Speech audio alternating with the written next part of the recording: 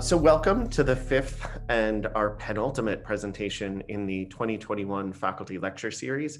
I'm Greg Mitchell. I'm the chair of Women's Gender and Sexuality Studies and the chair of the lecture committee, which also makes me a member of the Faculty Lecture Series subcommittee, which is headed by Stephanie Solom and also includes Siobhan Robinson, who will be doing the introductions and moderating Q&A next week. Also next week, Kelly Shaw, Associate Professor of Computer Science, will present a lecture entitled Smart Home Devices, Why They Don't Always Work Correctly, which I think is great considering the amount of time we're all spending in our homes with our smart devices and possibly wondering exactly that question.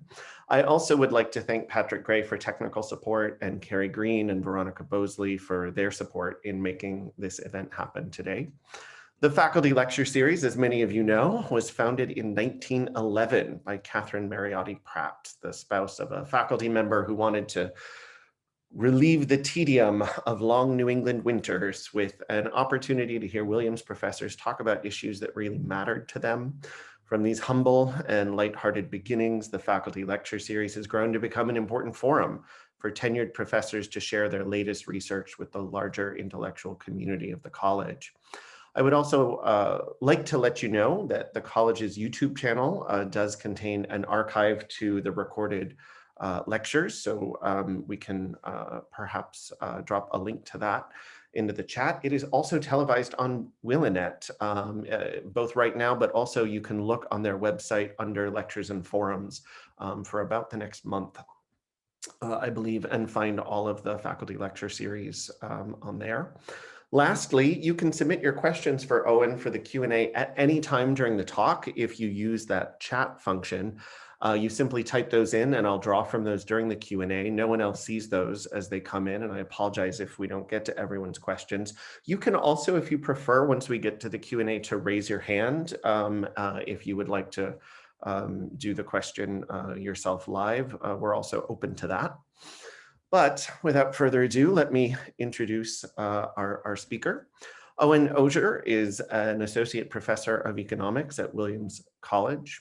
He joined the faculty after 9 years in the World Bank's Development Research Group. He received his master's and bachelor's degrees in electrical engineering and computer science and in brain and cognitive sciences from MIT, and his Ph.D. in economics from the University of California at Berkeley. His work has been covered by The Economist and on National Public Radio. His peer-reviewed research has been published in the Review of Economic Studies, the Review of Economics and Statistics, the Journal of Human Resources, and other economics journals.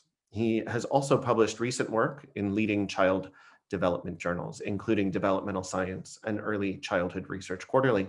His published and current research projects include studies in Kenya, Nigeria, and Rwanda. His work focuses on health, education, and economic decisions in Sub-Saharan Africa. So I will go ahead and step out at this point and turn this over to Owen. But thank you so much, everyone, for attending, and thank you, Owen, for being here and sharing your work with us. Thanks very much. Thanks, Greg, for that introduction. So I'm Owen Ozier. I'm here in the economics department at Williams College. And today I'm going to talk about education in Sub-Saharan Africa. So first, I'm going to paint a picture of sort of why it is that this talk and much of my research focuses on education in Sub-Saharan Africa. And then I'll talk about 3 of my projects and some of the other projects and research findings in the literature today. So to give you a little background, schooling in Africa has changed a great deal over the last several decades. Primary school completion rates were quite low 50 years ago, but they've come up. You can see in lots of regions of the world, but particularly in Sub-Saharan Africa, things have changed. And in Sub-Saharan Africa, there's still a lot of progress yet to come. And when we look at sort of how things looked in 1970, how things look today, the place where there's still a lot to do in terms of educational attainment is Sub-Saharan Africa. When we look at literacy rates, the picture focuses in even more on this region.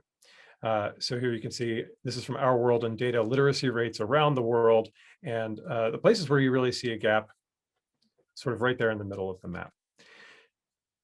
Uh, when we look at actual school-age children, you can see that at the end of primary school, the places with the lowest levels of proficiency are basically low-income countries in Sub-Saharan Africa. When we focus in even more, this is data provided by UWEZO, which is a consortium that works across East Africa, Tanzania, Uganda, and Kenya. And looking at children at the end of third grade, their proficiency rates on the curriculum of those countries is quite low. Something like 30% have the numeracy and 25% have the literacy that their grade should require. You could sort of scroll this even earlier. Second graders are half of second graders in Kenya were unable to read a single word according to early grade reading assessments. And you can see that around the map, some places a little better, some places a little worse. But it seems like a sign of trouble and a sign that you should try to do something about this if you could. Who are you? Well, maybe you are someone who works from the side of education systems. So I'll talk a little bit about what could happen there. Maybe you're someone who works on the side of health, and I'll talk about some things that can happen there. Maybe you're someone who works with families, and I'll talk about something you could do there. So the studies I'm going to talk about today are coming from several countries, the highlighted ones in Sub-Saharan Africa, and I'll include specific discussion of projects of mine in Kenya on the right there on the Indian Ocean, and Rwanda right there in the middle. Now, the evidence I'm going to talk about today comes in the form of experimental evidence. So that means things from results from things like randomized controlled trials. All of us have been hearing about randomized trials a lot recently with the development of coronavirus vaccines. But these three people, this is Michael Kramer, Esther Duflo, and Abhijit Banerjee, jointly shared the 2019 Nobel Prize in Economics for bringing rigorous standards of evidence along the lines of randomized trials and including randomized trials to the arena of social policy, particularly in the context of development economics, the economics of low-income countries. So the first study I'm going to talk about is one that I've done looking at whether health can improve cognition. It starts by examining this disease that's quite prevalent in low-income countries and was, until a century ago, quite prevalent in the United States. These are intestinal worms, parasitic worm infections. You may have heard of them when you've dewormed your cat or your dog or your horse or something, but these are infections that affect people too, more than 1 billion people around the world today. And before, a century ago, a substantial fraction of the world's population. These worms aren't a lethal disease for the most part. They're a neglected tropical disease because they don't kill you for the most part. They just slow you down. They absorb some of your nutrients while they live in your gut. And the nice thing about them is that they're easily treatable. There's a deworming pill that you can take that will kill any such parasites.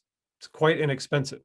And when a couple of economists, Ted Miguel, my thesis advisor, and Michael Kramer, looked at whether or not deworming would help kids in Sub-Saharan Africa, they worked with a non-governmental organization that was rolling out deworming medications to 75 schools in the western part of Kenya.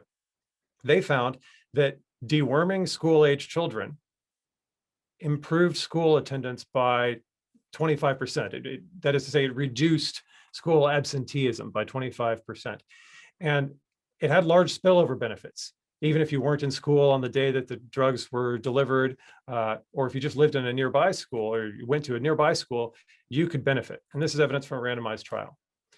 A puzzle was that despite the improved school attendance and despite the fact that this is a disease of poverty and you see infections associated with lower educational attainment, Ted Miguel and Michael Kramer's study of deworming did not find any significant cognitive benefits, test score benefits in the short term. Why? Well, for me, part of the answer comes from this clue. This is a picture of 3 pigs. If you look at these 3 pigs, I want you to guess for yourself, what do you think is the relationship between these 3 pigs? You can reflect on that for 1 second, and I'll give you the answer. It turns out they're not mother and children or father and children. These are 3 pigs reared from the same litter. The only difference is not their age, it is the diet that they were raised on for the first several weeks of their lives. What happens to you very early in your life matters a great deal for how the rest of your life unfolds. That's true in terms of physical development for these animals. It's also true in physical development for people. And it turns out to also be true in cognitive development.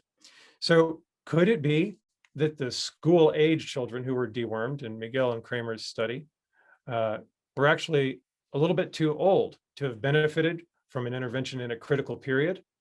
Could we ask whether deworming in a critical period of life, earlier, like infancy, would that have helped kids in Kenya?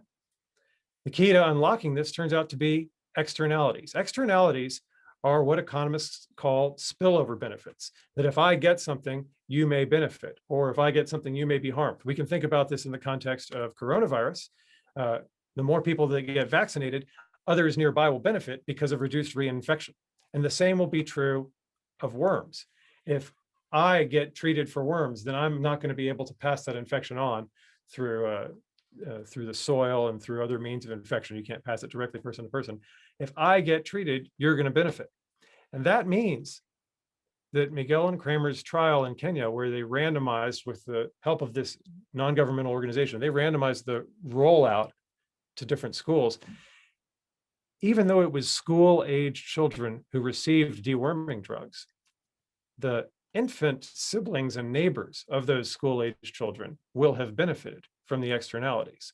The only thing that was necessary to do for me to ask, was there a benefit, was to go and collect data 10 years later from the kids who grew up in the right places at the right times. This is a picture of one of the field team members, Maureen, doing cognitive testing with one of the kids in the study areas. So the way this worked was Miguel and Kramer's study of deworming rolled out from 1998 through 2001. And it happened in the way that in 1998, the first group of schools started getting dewormed. So that meant if you had been born in 1998 in one of those places, you would have benefited from deworming from a very early point in your life. In fact, if you were born in 1998 or any later time in those places, you would have benefited. And so you can sort of see this timing rollout gives us random variation in who gets early deworming. In fact, if we look cohort by cohort, this is from the published paper, you can see that the 1998 and 1999 birth cohorts include groups, depending on which location you were in, that either got early exposure to deworming via their older siblings and neighbors or didn't. This allows a comparison. So even though this was not the original purpose of the randomized trial, this wasn't the original intended outcome group, this wasn't the population they were meaning to survey, I could go back and hire a team to survey them 10 years later. And this is what I found. Cognitive outcomes, and this one is Raven's matrices, basically doing nonverbal puzzles, were higher when I compared those groups that did get deworming early via their older siblings and neighbors. So those who didn't, the cognitive outcomes are higher in those places than in the other places and times. If you look at the difference, there's no difference between the early adopting schools and the late adopting schools in places where those cohorts would have either all missed out on the deworming because they had been born too early, or they all got the deworming because they were born much later. So here I see evidence of spillover benefits of deworming. So there's something you can do in early childhood, improve the health, improve the environment in which kids live, that will pay off a decade later in terms of how they're doing cognitively and in school. The second piece of evidence I want to talk to you about is a project that's still ongoing. So once a kid is in the home, what can parents do? This project that we did is called the Encouraging Multilingual Early Reading as the Groundwork for Education. We noticed, as many others have, that almost every home in Sub-Saharan Africa, in rural Sub-Saharan Africa, has 0 books for children. Would it help to drop off books for children?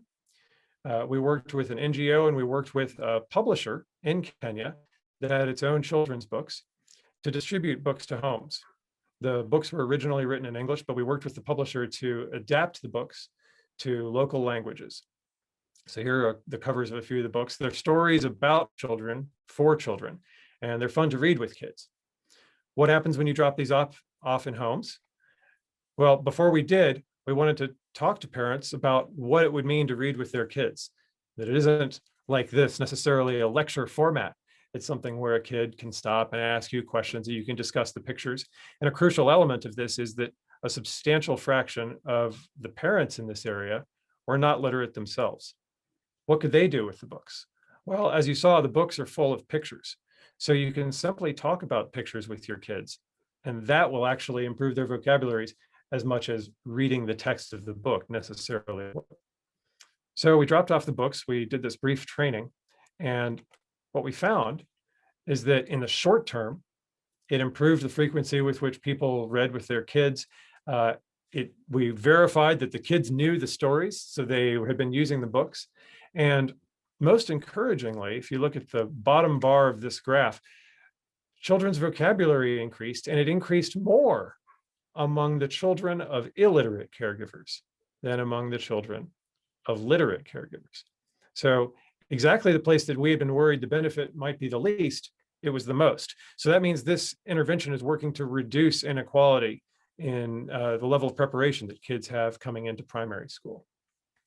And this is joint work with Heather Knauer, Pamela Jaquila, who's a professor here at Williams College as well, Francis Abood, and Leah Fernald at UC Berkeley. So that project is ongoing. Those were short-term results. We're now analyzing data for new long-term results. So now those are things you can do to help kids as they get to school. What about what you can do with schools themselves? So coming at this from the other side. So first I want to talk about other people's studies to set up why a group of co-authors and I designed our own study in a particular way. So very recently, a project in Guinea-Bissau, with which I'm not involved, basically created a new kind of school and worked in an area where the rates of school attendance were quite low, right? Literacy rates were quite low. And these schools really focused on getting everybody competency in reading and math. And so what you can see in this graph is that the places that got this intervention, which cost several $100s a year, and this was after 4 years of continuous intervention, so several $1,000s per kid, it's night and day. You can radically change outcomes for kids with a very intensive intervention. It's pretty expensive, relatively speaking, and so deworming pill costs pennies. This costs thousands of dollars per kid. But the payoff is very large in a place where people don't always go to school in the first place. In Liberia, also in West Africa, another of the places with a very difficult recent past and a very challenged education system, the government of Liberia worked with private and non-governmental providers to actually have outside entities take over the management of some of their public government elementary schools to see if they could improve outcomes there. The answer was they could, but it varied quite a bit depending on the provider. So these are effects after just, I think, 1 year. And again, it was relatively expensive. So it varied a great deal how much it costs to actually run these schools in the way that the private and non-governmental providers would. For some of them, it was $50 a kid. For some of them, it looks like it was more than $500 a kid for a year. So again, for comparatively a lot of money, you can change outcomes a fair amount. It's not quite as night and day as it was in the case of Guinea-Bissau, but this is taking kids who were basically already going to school, and it's after a shorter time. So those are sort of the radical side of what policymakers are looking at in Sub-Saharan Africa. A lighter touch thing to do that economists like to think about is to provide incentives. So now I'm going to show you a few bits of evidence from incentive-based interventions. What do I mean by incentives? Well, there are lots of possibilities. So this is a study called Incentives to Learn, published a little more than 10 years ago. So in this study, girls were particularly dropping out of school at a higher rate than boys were towards the end of elementary school. And so a scholarship competition where a small prize, something like $15, was awarded to girls who were in the top 15% in their district. And what that ended up meaning is that girls could work harder, and they weren't competing against one another within the same school. So this was basically an incentive for students. A small portion went to the school, so teachers got in on the act as well. And this was not a night and day thing, but the group that got this incentive program is characterized by that dark line, and its test scores are a little bit to the right of the group that didn't get this very small incentive. So for comparatively little money, you can improve learning outcomes just by giving people a reason to work for the test and to study for the test. So that seemed to improve outcomes. In fact, it turned out that boys, seeing that girls were being offered these prizes and were studying harder, the boys actually studied harder too, and their outcomes also improved. That's working with the students themselves while they're in school. Working with the teachers, this group of co-authors in Tanzania randomized not only whether teachers were given incentives on the basis of their students' performance, but also whether schools got grants that would allow them to purchase educational inputs, to have textbooks and additional desks and wall charts and other things that they think would help students learn. What they found, and this is perhaps not the most beautiful figure in my presentation, but the top row is the coefficient estimates on what happens when you give schools grants. And the answer is not much. The middle row is the coefficient estimates on what happens when you give the teachers incentives. And in this context, not much. The third row is what happens when you give schools both the grants and teacher incentives. And the answer there is something more. So when given the resources to do better and the incentives to do better with the resources, teachers teach their students better. So this is a test score outcome where the incentive is on the basis of how much students learn. Another project in Tanzania has also found that incentives can improve student learning, although this one was designed with a couple of different features in mind. One is that after a couple of years, the incentives were withdrawn, and yet the test score benefits didn't disappear. So that's an important question to some people thinking about incentives as policy. And then the design of the incentives was a bit different. So it was actually a competition even within schools. In Uganda, things were a bit tougher, and I'll show you a diagram that will give you a hint as to why. But here they were able to reduce school dropout, again, by incentivizing teachers, giving them a cash prize if their students did well. So that brings us to the work that I'm going to talk about from one of my projects in schools in Rwanda. So here's one of the Rwandan classrooms. A question that none of the studies I've talked about so far has answered is, okay, you have this performance-based incentive, some kind of prize that teachers get, maybe it's cash if they can get their students to learn a fair amount. But that's the effect on the teachers who are currently there. Would it attract different kinds of teachers into an education system, knowing that their job performance was going to be measured and in fact compensated in this way? So we did an experiment of a slightly different kind, where we began by working with people like the ones you see in this picture, who are teachers training college graduates who are about to start teaching jobs. Or in the case of Rwanda, only about half of people who finish teacher training college go straight into the education system. The other half go off and get other jobs. So they're facing a decision. Do I want to take a teaching job? And we randomized what kind of teaching job they thought they were going to get. So this is joint work with Claire Lever at Oxford, Peter Surniels at East Anglia, and Andy Zeitlin at Georgetown University's McCourt School of Public Policy. Part of why we focused on this question is that teacher salaries account for a huge portion, something like 2/3 or 3/4 of primary education expenditure. So teachers are the most expensive part of primary schooling. If you can do better with the teaching resources you have, you will be making the most of your resources as a policymaker.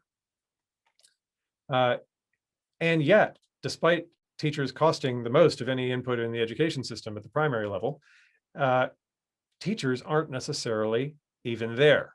So in Uganda, more than half the time, teachers were absent from their classrooms during a spot check. It varied from country to country in Sub-Saharan Africa, as you can see in this figure taken from the World Development Report. But it's a sign that teachers either face really hard constraints or could do more to actually be in the classroom teaching. In some places, the concern is that teachers do not have the competency in the subject that they're actually teaching. So here you can see that in Nigeria and maybe Mozambique in particular, teachers seem not to be experts in the curricular material that they were trying to teach. In some places like Kenya, the competency issue didn't seem to be quite as severe. So what will happen when teachers face incentives, both in the long term and the short term? Who chooses to be a teacher? Well, there are pessimistic and optimistic views. So the pessimistic view is that to see that you're going to face performance-based pay, this might attract the wrong kind of people. People who want to take the job just so they can get the bonus, not so that they can help students learn and nurture them. It might be that the offer of prizes demotivates people, that either because they know they're teaching well in a way that isn't being measured, they get demotivated and quit, or because they were teaching because they cared so much about students, and now that it's all for this cash prize, that displaces their intrinsic motivation. So that's the concern. On the other hand, there's an optimistic view, and there's work in economics supporting both of these sorts of views. One is that pay-for-performance contracts could bring in exactly the right kind of people, people who are attracted to this job, not because they think it's cushy, but because they think they're going to teach well and be compensated well for it, and they're excited about that. It could also raise effort by adding to one's intrinsic motivation and extrinsic motivation, adding to someone's love for teaching. They actually will get paid more if they teach better. They might teach harder in the face of that opportunity. And it might retain the right types of people along these dimensions as well. So there are reasons to have pessimism. There are reasons to have optimism. What we bring to the table is experimental evidence. So we do a two-tiered randomized trial, which allows us to both see who it brings in and see what performance pay does for those who experience it. And I'll show you exactly what I mean in a minute. And then to talk just for a second about the Rwandan context, this is a place where learning levels are very low, as in many other places in Sub-Saharan Africa. It's one of the lowest ranked human capital index countries in the world. And in recent years, it has changed the language of instruction, which from French to English, which adds an additional wrinkle for teachers who are having to adapt on the fly.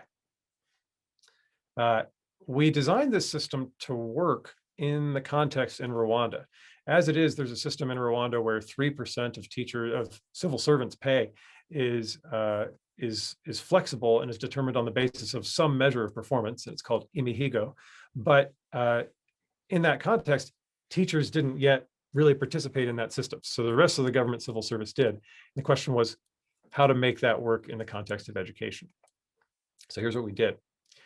There are two types of contracts you can think about here. One is a fixed wage contract where you have your salary, and the other is a pay for performance contract. Now, we didn't want the pay for performance contract to just be better no matter what. So it couldn't just be a bonus versus no bonus, because then you've got higher pay versus lower pay, and this is maybe not a fair comparison. So we wanted the pay levels to be about equal on average. So what we did is, if you were in the top fifth of the performance bracket, so the top 20%, you get a bonus of 100,000 Rwandan francs, so about $100. And if you were not in that top fifth, you do not get that bonus. On the other hand, there's a fixed wage contract where we just pay an end of year bonus, regardless of performance, of 20,000 Rwandan francs. So these are equal on average. Okay, so if you're looking at these two contracts and you're saying, well, I have no idea exactly how I'm going to perform or how this metric's going to work, the average value of either contract is the same. And it's about 3% of wages on average, consistent with the Rwandan system at the time. So those are the two ideas. How do we measure performance? Well, it's not just about test scores, but it's half about test scores. So half of it is learning outcomes. The other half is what you can measure about what a teacher puts in. So does the teacher prepare? Are there lesson plans before class? Is the teacher present You remember I showed you those absenteeism figures were quite high. So on a spot check, is the teacher present? And then pedagogy. There's a measure of classroom observation to see what teachers are actually doing in the classroom. So even if teachers can't perfectly control their students' learning, they should have a higher degree of control over whether they prepare and whether they show up to class, for example. So half of the performance measure was that, half of it was learning. When we did learning outcomes, we faced some choices. And if you can imagine applying learning outcomes in sort of an environment where there are both very poor and relatively wealthy people, people whose parents are literate and people whose parents are illiterate, you want something that's going to be fair. So the system we set up was percentile based. And so what that means is, as a teacher, you're competing with other teachers with similar students. Every student could, in principle, be tested at the beginning and then be compared to other students across the country. And in this case, in several districts, and we did a within district competition. So students who are doing poorly at baseline are going to be compared to students who are doing poorly at baseline elsewhere. Students who are doing well at baseline are compared to students who are doing well at baseline elsewhere. And you as a teacher are rewarded based on how much you can get your students to learn in each of these percentile groups. Okay, so how it matters if you get all really bad students at the beginning that really don't know the material, you're only going to be compared against teachers who also have students like that, and vice versa. If you have really great students, you're only going to be competing against teachers who have really great students. So it's all about how much you can get kids to learn relative to other kids in the same bracket. This is in most of the districts that did most of the hiring in Rwanda in 2016. There were 18 labor markets that we could randomize. So what that means is you could apply for a job in, let's say, Kayonza district and with a particular qualification. So you have sort of 3 different types of qualifications and 6 different districts. Depending on your qualification, you're eligible for different types of jobs. So we randomized the 18 labor markets to either advertise performance pay or advertise fixed wage contracts. So then people who apply for jobs in those markets are people who are attracted to those types of contracts. Then we can compare the characteristics of the applicants in one place versus another and say, did the kind of contract that was advertised bring in different kinds of applicants in one place versus the other? But then we would also like to know, what is the effect of this kind of incentive in this context? Because it varies and incentives can be designed differently. I sort of showed you several studies from different places that did it different ways. So we'd like to know what the actual effect of the incentive being in place is. But to separate that from who it has attracted, we needed to re-randomize. So once teachers arrived on the job, we re-randomized the contract that they actually got. Okay, so at the school level, there were 164 schools where these teachers got placed. And then we randomized at the school level without regard to whether they had originally been announced to be applying for a pay for performance-based job or they'd originally been announced to be applying for a fixed wage-based job. Here was the actual contract they were offered. And it would actually be pay for performance or fixed wage. And you can see all these different combinations. So that allows us to make different kinds of comparisons. You can just compare everything in green to everything in blue. So that's those who are advertised pay for performance versus those who are advertised fixed wage. So that's who it brings in, who pay for performance brings into the system. Does it bring in different kinds of people? We can focus on just the end of this graph and say, well, we'll compare those who experienced pay for performance incentives to those who did not, those who experienced fixed wages. And that's the experience of the incentive itself. So that's how hard people work once they're on the job. You could call that the effort response. And then if you wanted to know how the whole system would compare under one system or the other, because that whole system would have both recruitment in and working under that system. So then we could just compare what I've now shaded in green to what I've now shaded in blue. Now, the re-randomization is a wrinkle. We didn't want anybody to be upset that they thought they were applying for one kind of job, only to discover that they were being offered a different kind of contract. So what we did is we improved all of the contracts at the time of the re-randomization. We increased the value of all of them by 80,000 Rwandan francs. The result of this is that whatever the best outcome was you could have hoped for under whatever contract you were advertised, you were going to get at least that under the new contract. So a new recruit who was re-randomized into fixed wage would not receive 20,000 Rwandan francs, but 100,000 Rwandan francs, which was the most they could have hoped for out of the competition that they might have thought they were applying for anyway, and so on. So we offered people the chance to go back to their lower value contracts, but nobody objected and everybody was happy to go ahead and take this higher value re-randomized contract. So we have data from a bunch of different points in time about a bunch of different features of the teachers and the students. So we have application data, who applied to the jobs. We have placed teacher characteristics. So once you actually arrive at school, our survey team can survey you. We have learning outcomes. So 45,000 student assessments conducted over several rounds in 4th, 5th, and 6th grade core subjects in primary school. So we know a lot about how much kids learned. Then we also observed the teachers in a bunch of different ways on the job. So were they present at spot checks? What lesson plans did they prepare? How did they perform in the classroom? And so we have this for a bunch of the schools too. So here are our hypotheses that we're setting out to test. Does pay for performance induce differential application quality? Do different kinds of people apply based on the CV they bring to the table?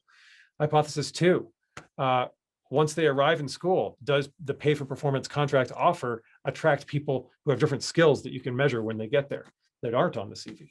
Hypothesis 3, are they differentially intrinsically motivated? So that is to say, are the people who are attracted by these contracts different in some other way besides their skills?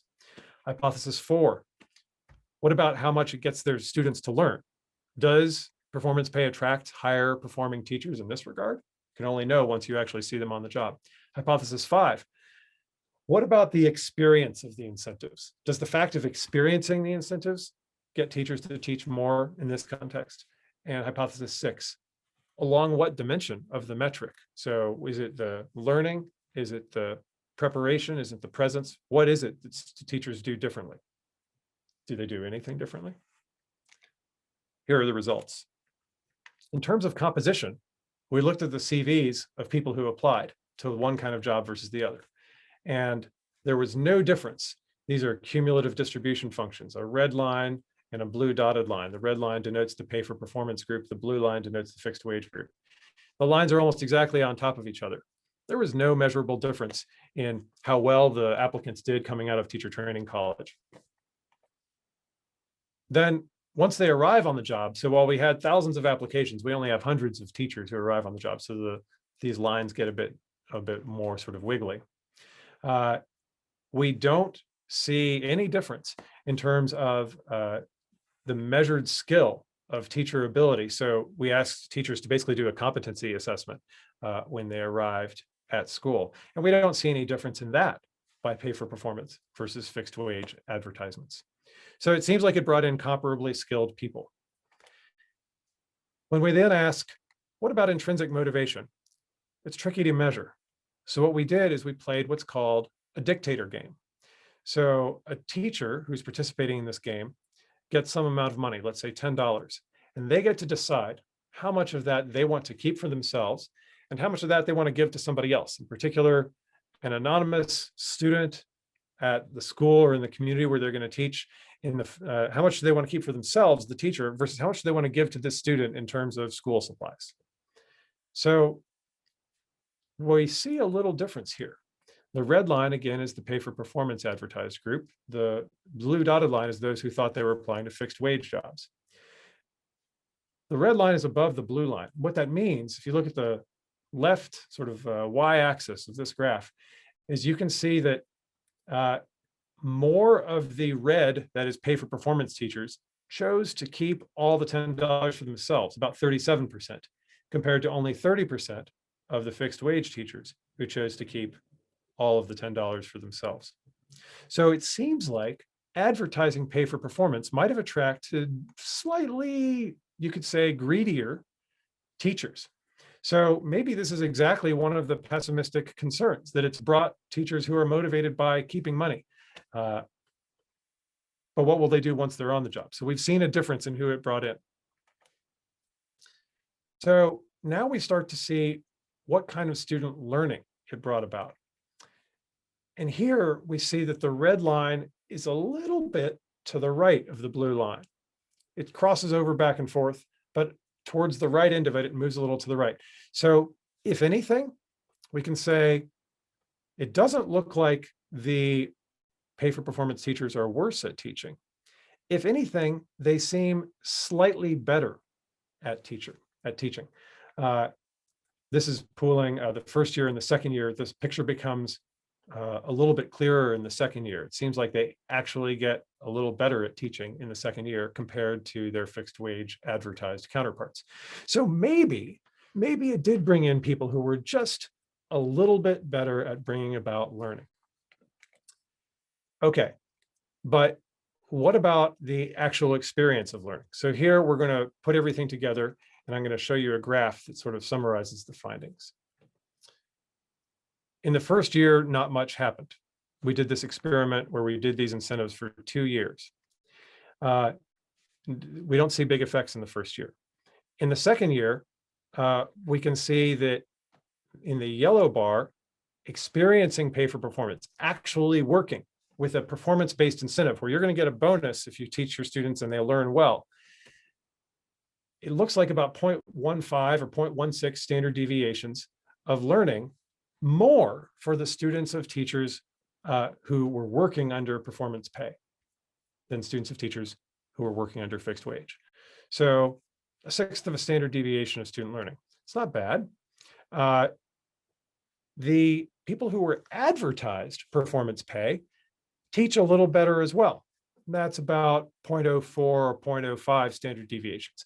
You combine that effect together, add them up, and the total effect of both advertising and experiencing performance pay on student learning is about 0.2 standard deviations, which in the Rwandan context is not actually that different from a year of learning. So it's a substantial fraction of a year of learning in this environment.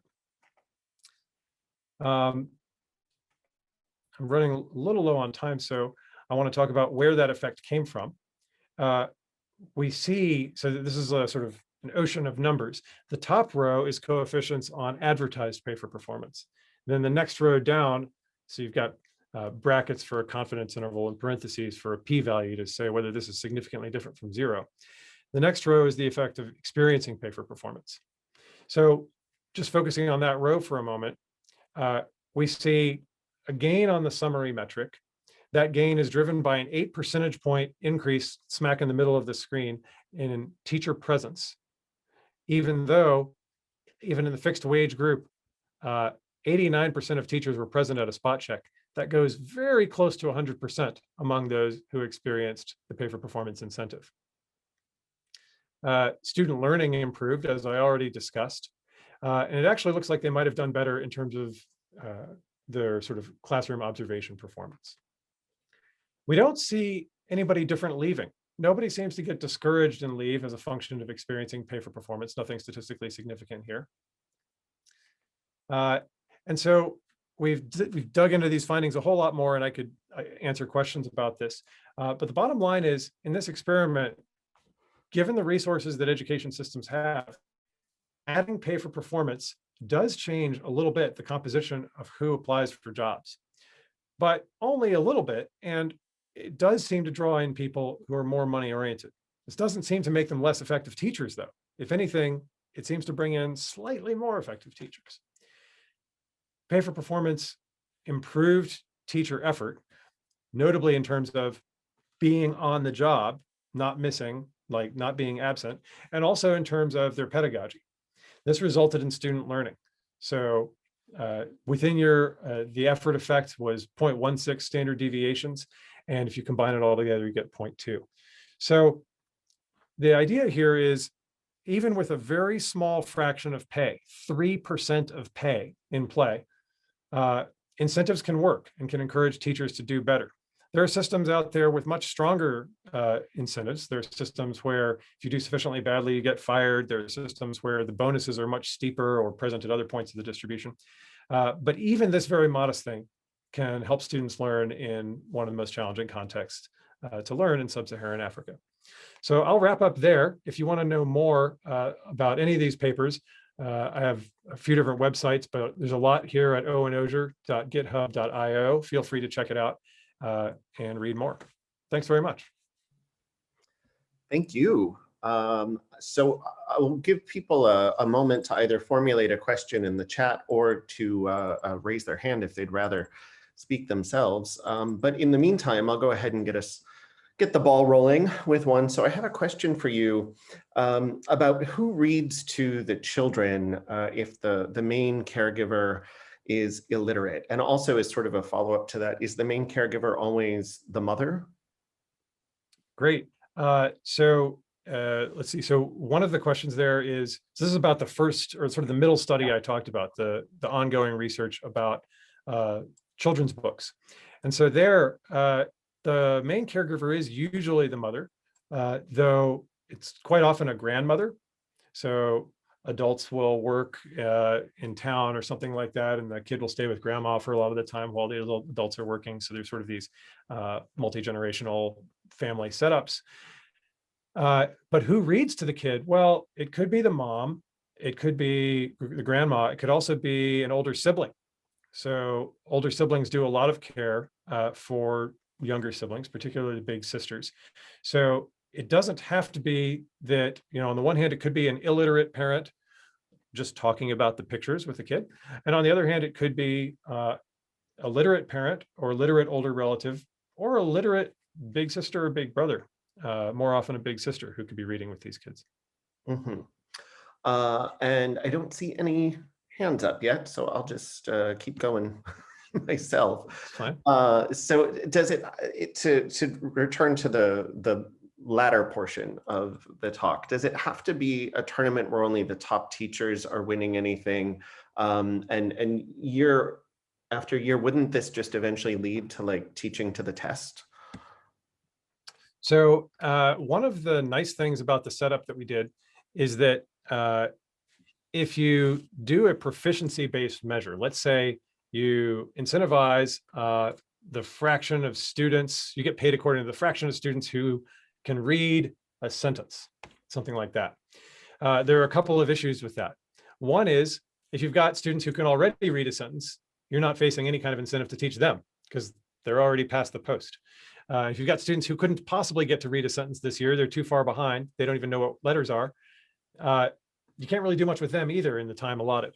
So depending on what post you set, you would be teaching to a specific, you would be incentivized to teach to a specific slice of your population. So part of what we did is we wanted to be fair also to the students. So on the one hand, to the teachers, to know that they're playing on a level playing field with other teachers, and to the students that whatever level students come in at, teachers should be motivated to teach them. So that's part of why we did it the way we did. The other part of your question was, does it have to be kind of a tournament? So a nice thing about setting it up in percentile terms rather than a goalpost sort of terms is that year to year, it doesn't have to be exactly the same measure. So let's say in 2021, if students are relatively low literacy, but by 2026, students are relatively higher literacy, you don't have to change the system if you've been doing it in a percentile term all along. So if it's always been a ranking-based system rather than a goalpost-based system. A nice thing about the tournament structure is that it fixes the budget. You know exactly what fraction of people you're going to have to pay at the beginning. You already know what you're going to have to pay at the end. But it doesn't have to be a winner-take-all kind of system. It could be that if you're in the top half, you get a little bonus, and if you're in the top quarter, you get a little more bonus, and if you're top 10th or something, you get even more. So it could be a more nuanced system. We wanted it to be pretty simple for this kind of rollout for the first time, but you can imagine if something had been scaled up and rolling for years, it could be a little bit more complex and nuanced. Sure. So we do have a question from the audience, which I'll read out since it came in through the chat. Have you seen any studies where the funding is put towards food, where families can come to the school for meals while there is educational programming such as reading, et cetera, going on? Yeah, so there are a couple of points there. So one is that in context with low school attendance, I believe there's evidence that school feeding brings kids to school. So if meals are present at school, then a lot of kids who might skip today or who might come in the morning but then leave for lunch and not come back in the afternoon or something like that, they'll stick around. So you can definitely get particularly younger students to be in school more if that's a margin you're worried about through things like school feeding programs. That affects a family's budget. So if in essence the government or some entity is subsidizing the food portion of the budget, it's great if somebody's feeding your kids. In terms of learning, I haven't seen so much evidence on learning outcomes, nor have I seen evidence that there's persistence of the attendance effects after school feeding programs conclude. So I don't think it's a sort of habit forming thing. I think it's, if this helps you in the near term, then great. So I think maybe in the question is this a context where this is a problem to be solved? Is school attendance at a particular level a problem? And would feeding attract kids? And in a lot of places in Sub-Saharan Africa, feeding would be great, but malnutrition in some places isn't very severe. So in the part of Western Kenya where my co-authors and I worked with the study of the children's books, the level of malnutrition was relatively low. So it's a relatively, it's right on the edge of Lake Victoria. There's a fair amount of fish from Lake Victoria. The agricultural land is reasonably productive. And so, it's reasonably rainy. This is not a desert. So malnutrition wasn't a huge issue there, though it would be in other places. Say in the Sahel, for example, it might be a different story. So I think how much school feeding actually sort of is beneficial beyond attracting kids to school will depend a bit on the environment you're working in. Sure. Just shifting the focus a little bit, I'm wondering if you'd be willing to share with us how you came to be interested in this. What was the draw for you in terms of your career trajectory here? Yeah, I mean, in your introduction, you pointed out that I'd studied computer science and cognitive science. I felt like I wanted to apply the, math, basically, skills that are involved in some of those subjects to questions of social importance. And I sent my CV to a bunch of different places and people that I thought would be exciting places to work or people to work for. And about 19 years ago now, I sent my CV to a professor of economics at Berkeley named Ted Miguel and said, I don't know if you have anything that would be valuable for me to work on that I could be of any use to you. And he set up a meeting with Michael Kramer and me and him, and they asked whether I'd be willing to move to Western Kenya and live there and work on some projects of theirs.